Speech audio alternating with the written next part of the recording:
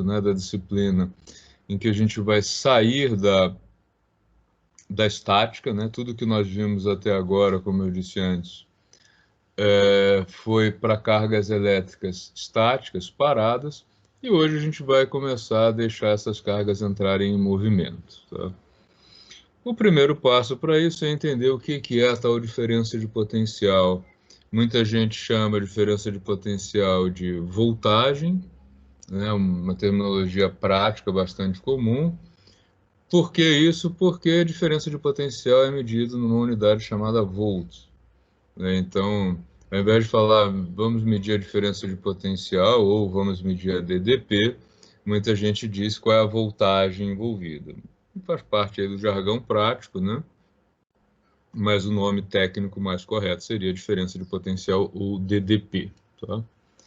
O que é essa diferença de potencial? O que significa 1 volt, né, ou 10 volts? O que significa 110 volts?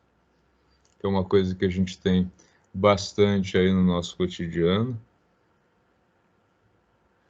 A diferença de potencial, que tecnicamente também pode ser chamada de tensão, ela é definida como o trabalho. O trabalho é uma coisa que eu acredito que o professor lá de Física 1 ainda não chegou nisso, tá? Mas é o trabalho necessário para que uma carga em um campo elétrico se desloque do ponto A para o ponto B, tá? Então, se eu tenho aqui a carga elétrica no ponto A e ela vai se deslocar até o ponto B, eu preciso que uma força realize trabalho sobre ela para fazer esse deslocamento, tá? Então, quando existe uma diferença de potencial entre dois pontos e nós ligamos esses dois pontos por um fio condutor, o que vai ocorrer é que a carga elétrica vai migrar de um ponto para outro, né, gerando aí o que a gente chama de corrente de cargas, tá? Ou seja, uma corrente elétrica vai passar, vai percorrer um condutor. Como é que funciona? O que é uma DDP, né? Primeira coisa, ela é medida em volts em homenagem a um cara que tinha o nome de Alessandro Volta, que foi o inventor da primeira pilha elétrica, que é exatamente uma caixa fechada, né? Hoje uma pilha é um objeto metálico blindado, né? Que quimicamente aqui ele guarda uma diferença de potencial, motivo pelo qual a pilha tem um polo positivo e um polo dito negativo, que indica que existe uma diferença de potencial entre as extremidades da pilha, tá? Normalmente, em termos práticos, o que acontece, né? Uma DDP, que é usada para colocar um aparelho elétrico em funcionamento, né, o aparelho elétrico, motor elétrico, se ele estiver desligado, ele não funciona. Quando ele é submetido a uma diferença de potencial, as cargas elétricas começam a circular por ele. Por quê? Você vai lá na tomada, a tomada tem um polo negativo e outro positivo, tá? Pensando, por exemplo, numa tomada aí de 240 volts. O que acontece? Quando você liga o aparelho, as cargas elétricas começam a circular do polo negativo para o polo positivo, passando pelo aparelho, tá? Mas o que significa o volt, né? Que unidade é essa? Qual é a representação dele? Faz parte. O que significa 110 volts? O que significa 220 volts, tá? Como eu disse antes, a diferença de potencial é o trabalho realizado por unidade de carga elétrica. Vocês vão ver daqui a pouco lá na física que o trabalho está intrinsecamente relacionado à energia. Quando eu realizo o trabalho sobre uma carga, eu transformo, eu forneço energia para essa carga. Então, a maneira mais interessante para vocês pensarem no que é a voltagem, no que é a diferença de potencial, ela é energia por carga elétrica, tá? Tanto é que, se vocês olharem, né? Lembram daquela aula sobre as unidades derivadas e as unidades fundamentais? O volt é uma unidade derivada da derivada. Volt é Joule por Coulomb. Joule, unidade padrão do Sistema Internacional para energia, e Coulomb, a unidade do Sistema Internacional para carga elétrica. Então, o que significa uma tomada que fornece uma DDP de 110 volts? Ela vai fornecer 110 joules de energia para cada unidade de carga elétrica que passa por ela. Vamos pensar agora nos nossos aparelhos eletroeletrônicos. Se eu tenho um aparelho que foi, né, um motor, por exemplo, vamos pensar numa furadeira. Então, uma furadeira profissional, normalmente ela é feita para operar na voltagem de 220 volts. Tá? Então, um motor que, para funcionar bem, ele precisa que a voltagem a qual ele esteja submetido seja de 220 volts. O que acontece se eu ligo esse aparelho numa tomada de 110 volts? Significa que os elétrons que vão circular por ele, né, as cargas elétricas que vão circular nesse motor, elas têm só metade da energia que elas deveriam ter para o bom funcionamento. O que acontece? Ele fica rodando lá numa rotação baixa, fazendo um barulhinho que não está funcionando bem. Mesma coisa, se você pegar um ventilador feito para 220 volts e ligar numa tomada de 110, ou ele não vai funcionar, se for um equipamento mais sofisticado que já tenha lá um medidor que indique, ó, com essa tensão nada feito, mas num aparelho mais simples, o que ele vai fazer? Ele vai ficar com a hélice rodando em baixa velocidade, sem conseguir ventilar o espaço como ele deveria. Já no extremo oposto, né, quando a gente pega um equipamento feito para operar em 110 volts e liga ele no 220, o que acontece? Estrago. Né? Por quê? Eu injetei no sistema cargas elétricas que têm o dobro da energia necessária para o sistema funcionar. E nos sistemas elétricos, o sistema é feito para que a carga elétrica entre nele e conclua o circuito zerada de energia. Tá? Então a carga recebe 110 joules, entra no motor e sai com 0 joules de energia. Se ela sair com alguma energia, isso vai gerar o que a gente chama de sobrecarga. Então pense no seguinte, eu tenho um aparelho que foi ligado a uma DDP de 220 volts. A carga entrou nele e gastou só metade. Então, cada unidade de carga elétrica entrou com 220, gastou 110, saiu com 110. Aí ela recebe mais de 220, ela passa para 330. Tá? Essa energia ela é dissipada de alguma maneira no sistema. Ela é dissipada normalmente na forma de calor, e isso faz com que a gente tenha aí que o aparelho seja queimado, né? O aparelho frita, né? No jargão mais popular. Por quê? A energia não usada ela foi dissipada na forma de calor e danificou o circuito. Quando o aparelho tem lá as suas proteções, né, como os fusíveis ou outros elementos de proteção que podem desarmar a chave, nada acontece e o equipamento é preservado. Mas muitas vezes, até mesmo aparelhos com esse sistema, ele não é suficiente e acaba tendo aí alguns danos ou até uma perda total mesmo do aparelho, dependendo do que acontecer, tá? Damiana, eu vi que você chegou a levantar a mão, depois abaixou. Pode perguntar. Não, professor, foi sem querer. Ah, é? Tá bom. Alguém gostaria de fazer pergunta? Nada? Ok. Professor, Sim? a diferença do potencial não seria uma variação do potencial? Não seria, tipo, na física, final menos inicial? Sim. Diferença de potencial é igual à variação de trabalho. Trabalho é igual a energia. É uma Mas coisa aí que... na fórmula está como inicial menos final, isso ou não?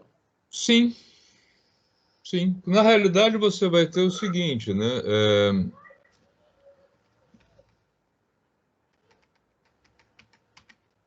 Você vai ter que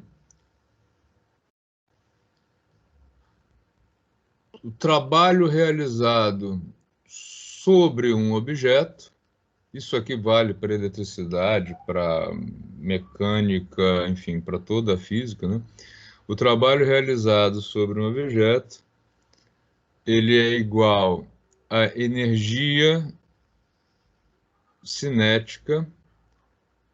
Aliás, para você talvez entender melhor, seja melhor ver o seguinte: energia mecânica, energia igual. Opa, o que eu fiz aqui? Deixa eu limpar esse negócio.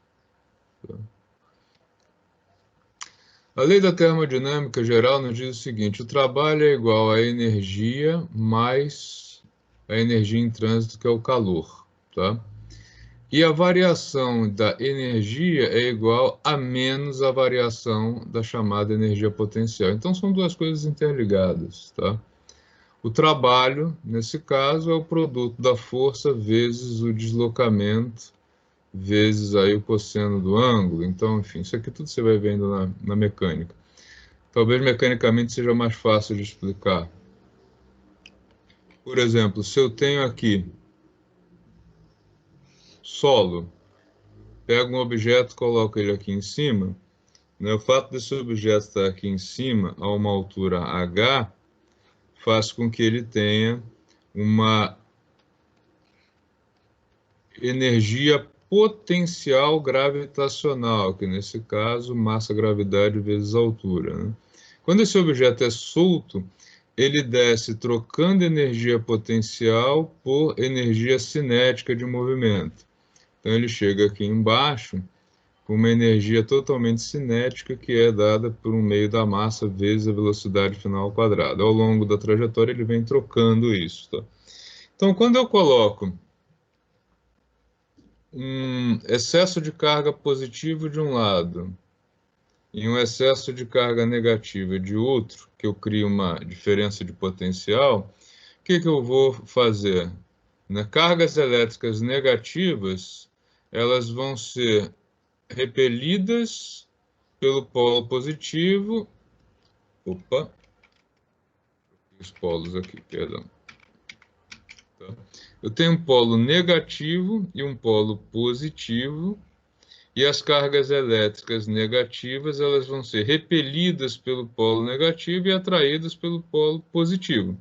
O que vai acontecer? Elas vão sair de um potencial para outro, ganhando velocidade, ganhando energia cinética.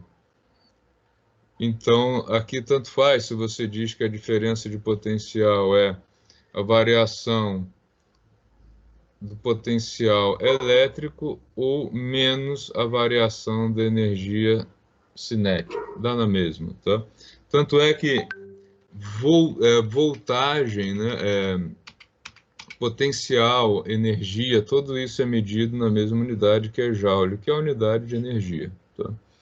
Então, o quanto de energia que eu forneço para cada unidade de carga, num sistema elétrico, deve ser o quanto de energia que essa carga vai perder ao longo do movimento, tá?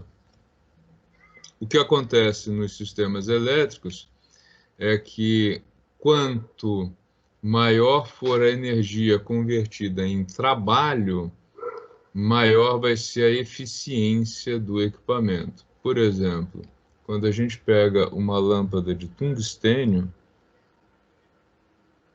né, a lâmpada de filamento, que nem é mais fabricada, o que acontece aqui? Você tem um polo negativo, tá? E o outro neutro ou positivo. Mais fácil pensar em positivo e negativo, tá? O que vai acontecer? Os elétrons vão fluir desse polo negativo em direção ao polo positivo. até que eles vão sair aqui. O que acontece aqui dentro é que toda a energia que as cargas elétricas tinham na entrada, né, ela tem que desaparecer aqui na saída. Mas o que elas fizeram com essa energia? Aqui, essa energia foi usada para luz e calor. Numa razão muito grande, calor. Então, é um equipamento de baixa eficiência. Se eu tenho, por exemplo, um ventilador, meu objetivo aqui é rotação. Então, a energia que entra no ventilador, ela vai ter que gerar movimento, nesse caso, movimento de rotação, mas ela também vai ter uma perda por aquecimento, ela também vai gerar calor. Quanto mais eficiente for esse equipamento, quanto menos calor for gerado e maior velocidade de rotação for gerada. Mas sempre você vai ter aí, né, no caso da diferença de potencial, o que ela significa? Energia fornecida por unidade de carga elétrica. Então, joules por coulomb. Tá? Era essa a dúvida? Nem sei mais quem perguntou.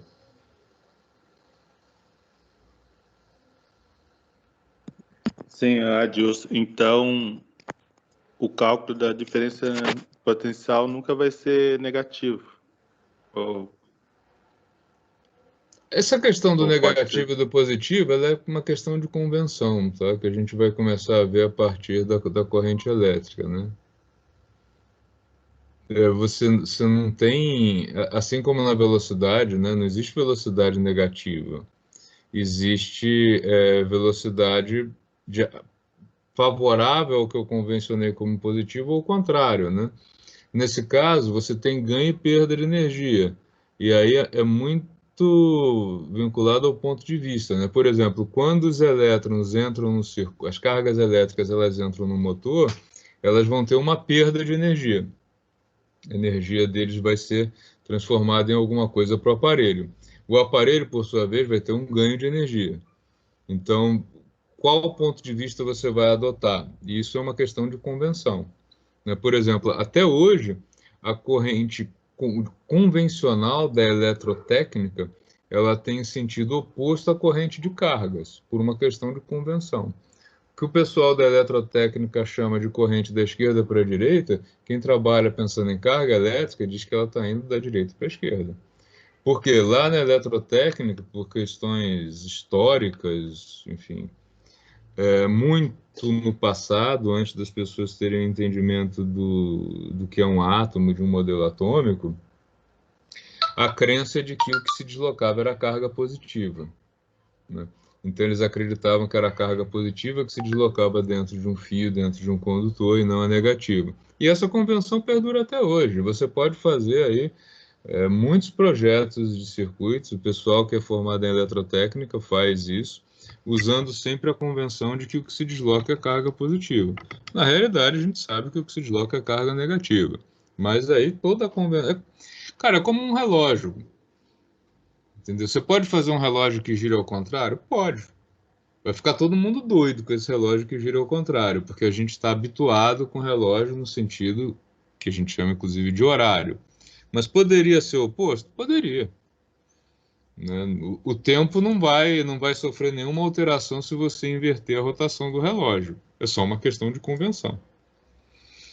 Então, nesse caso, a variação de energia, né, de 110 volts, 220 volts, ela não vai mudar. Mas se você inverter a polaridade também do equipamento, tipo, o que você está me perguntando tem muito a ver com se eu tirar a tomada da eletricidade, né, e virar ela ao contrário, que estava, né, a garra que estava na direita eu passar para a esquerda e vice-versa, vai mudar alguma coisa?